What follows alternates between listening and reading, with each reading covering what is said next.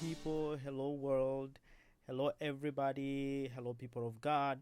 My name is Kevin Wamalwa, and I'm here to share with you something that will be the beginning of many things that I'll be sharing at this or on this platform.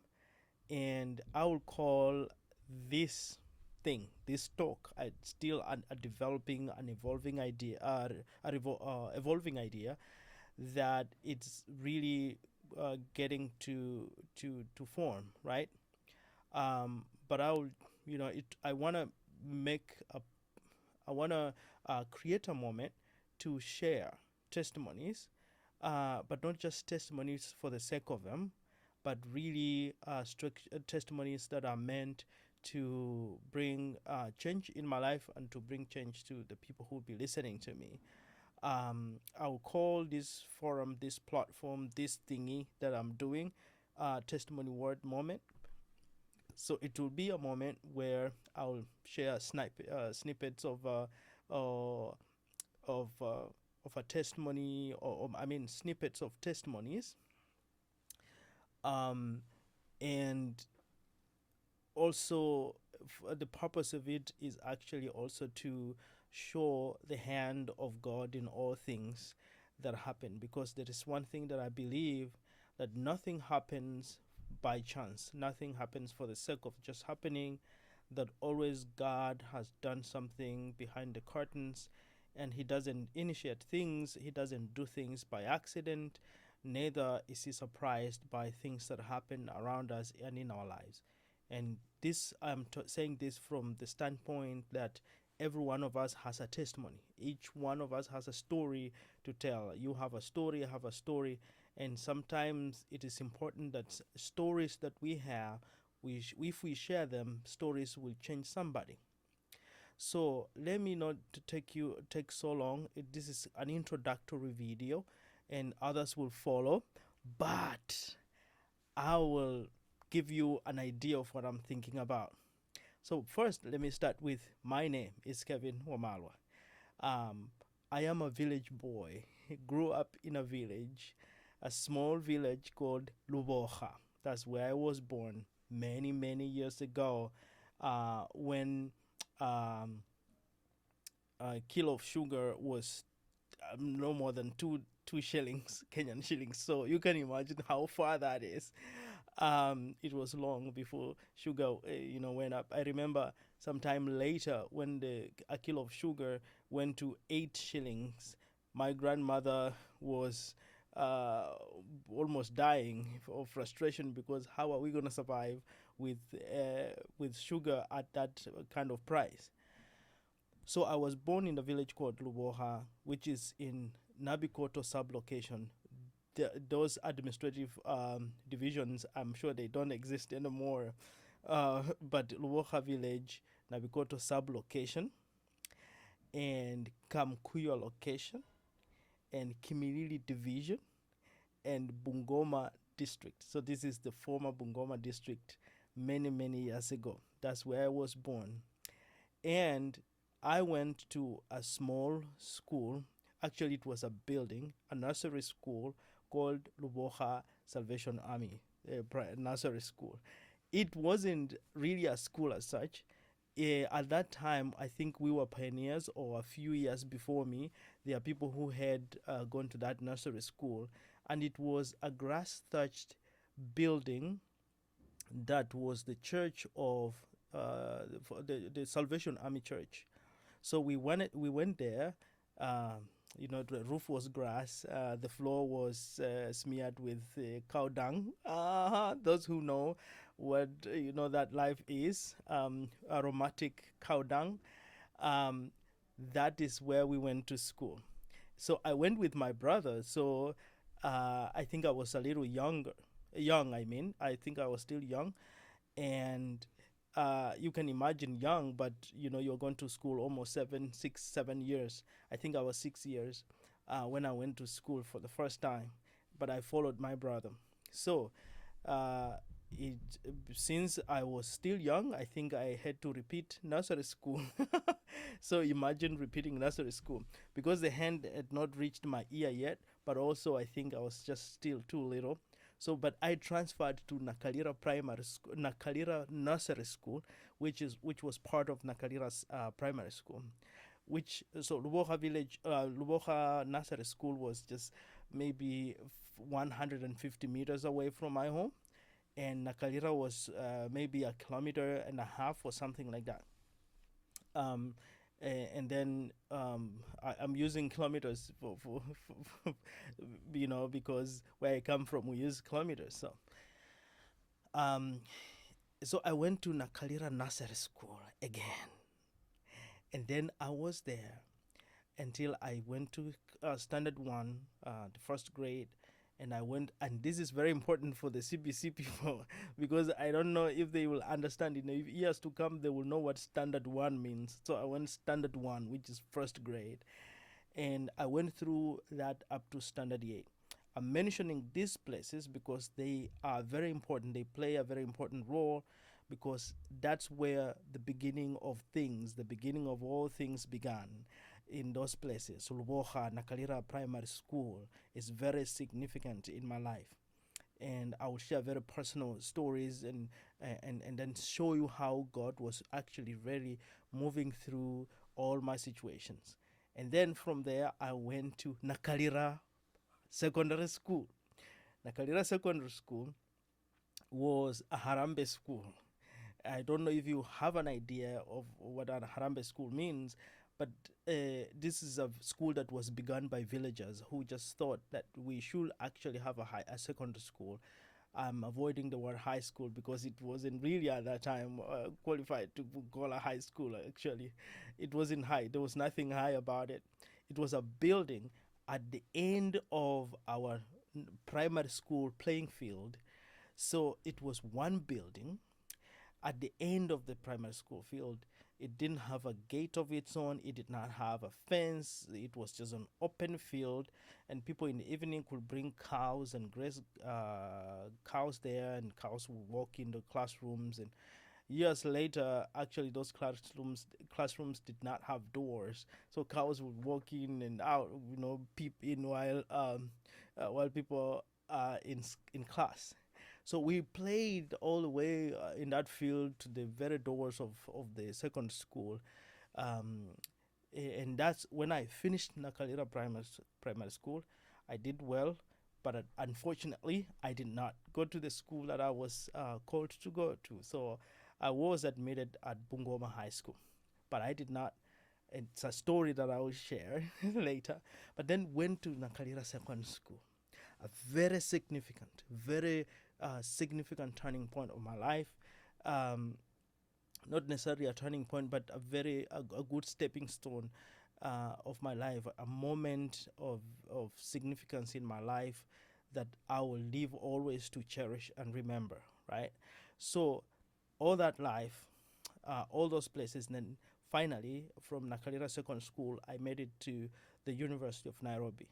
Now, this is huge. It's nothing maybe to some people, but for me and the legacy of St. Peter's Nakalira Secondary School, Nakalira Secondary School, you have no idea what Nakalira means. So Nakalira Secondary School, I went to the University of Nairobi. This was significant because for many years, people were not making it out of that school until years later, just maybe 1 or 2 years before I came in. Science, I remember the first time, the year 1999. There's a guy, before I had not joined high school, but there's a guy who was from my village. He got a B minus, and the whole village went in celebration. People celebrated. That guy was used as an example in our primary school assembly meetings and in classes, and teachers were citing that, if you study, there's a teacher who made fun of him that the guy was so short that if that even that it wire, what do you call it, wire? A rooster would even knock him down because he was small. But he made it, you see. So you guys can really work hard. That B minus was not a university grade that time. We would not take you straight to university at that time. Uh, but it was significant. So few years, just a year or 2, 3, 4 years before, and then things started showing up. And then before I sat for national exam, great people. I will not mention some names. I will not mention names, but somebody. Okay, I will just say because it's a general name. Simon, the guy called Simon, for example, Salome, and so many other people made it to university. Um, but then I made it to University of Nairobi, and this should be underlined also because maybe I was the first one from my village. Of course, when I went to University of Nairobi, I met a few people who came from the neighboring village, just in almost in the same locality, but not Luboha village. They went to big schools, French school, Kamsinga, and all those things. But St. Peter's Nakalira, it was significant to go to University of Nairobi. So um, I will. Those are just very important locations. In this video, I'm just mentioning important locations and places and periods, but which will be very significant in the stories that I'll be telling. So, why this forum? Why this moment I call testimony word moment? Because I believe that testimonies encourage people. I also believe that testimonies can heal people. I also believe that testimonies can save, right? Sometimes we sit on stories, but those stories can change somebody's life. And stories are also serve God's purpose, right? So these testimonies serve God's purpose because God did not create those moments for you, moments of challenges, moments of fire and many waters, moments of almost dying, and moments of despair and almost giving up, those moments that seemingly were moments of shame. He did not pass you through all those things just for the sake of it. He was not deriving fun out of it, but he was creating something in you, and that's something that was being created. It was supposed to serve a particular purpose. And therefore, if you sit on that testimony and do not share it with somebody, and it might not, you might be sitting on God's purpose. And then who will be like for this forum? It's me who will be giving the stories, right? My stories, personal stories, people's stories, people who mattered in my life, those people who influenced my life. And then also it will be a moment where I will allow other people also to come on board to share their stories. But the bottom line of this forum is to actually underline, to trace the hand of God in all situations of our lives, and also to kind of share scriptural understanding or scriptural revelations that relate to that testimony. So they will just not be testimonies for the sake of. They will just not be comedic stories, okay? But there is a word that in the moment of sharing the story, sometimes God reveals a word out of that. So we will also share that.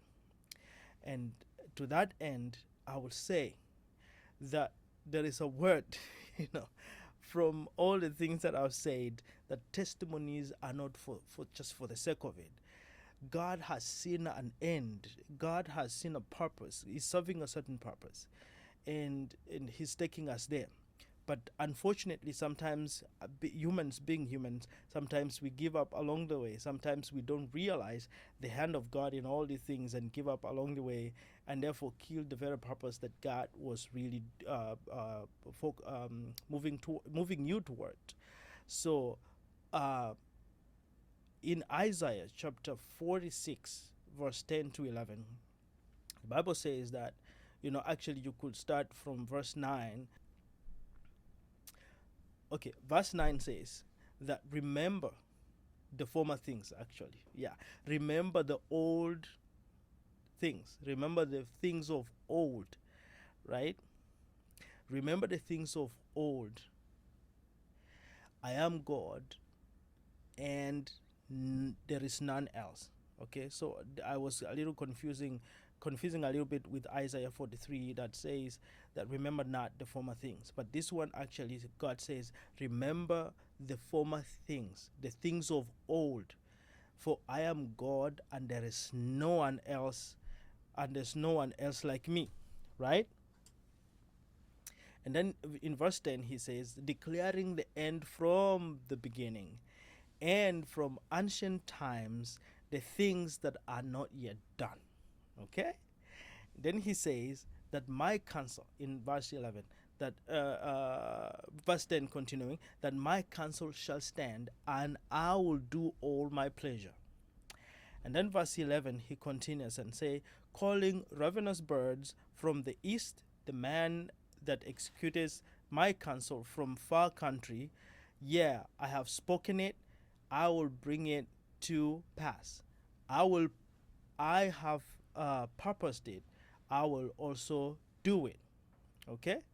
So God has purposed it, He will also do it.